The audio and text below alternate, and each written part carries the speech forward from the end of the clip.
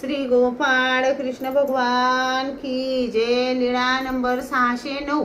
महादायसावर भट्टोबासांचा राग व त्यावर सर्वज्ञांचा निर्णय. एके दिवशी महादायसा रात्री उशिरा आपल्या निद्रास्थानी झोपायला गेली. सर्वज्ञांचे सेवा दास्य करताना तिला थोडा उशीर झाला.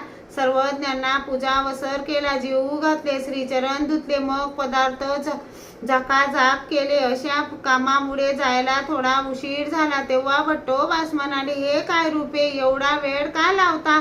तुमच्या मुक्कामाच्या ठिकाणी लवकर जात जा.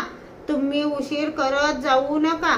दिवस असताना जावे, दिवस असताना यावे. ही सार्वजनिक ओट्यावर बसलेली माणसे तुम्हाला येताना जाताना पाहतात, म्हणून अशा रीतीने यावे जावे. उशीर करू नये. मग महादायसा मुक्कामाच्या ठिकाणी गेली. दुसऱ्या दिवशी अगदी पहाटे झाली तेव्हा भट्टोबास उंबरठ्यावर डोके ठेवून झोपलेले होते. दारे लावलेली होती, म्हणून ती तेथे दाराजवळ बाहेर उभी होती. तेव्हा सर्वज्ञांना शौचाला जाण्यासाठी भट्टोबासांनी दार उघडले. तेव्हा महादायसा तेथे उभी होती.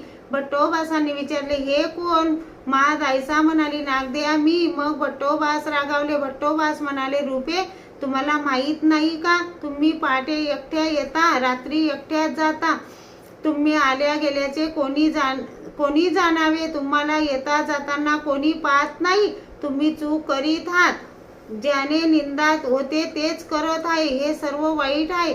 तेव्हा महादायसा म्हणाली, तू पुरी कर.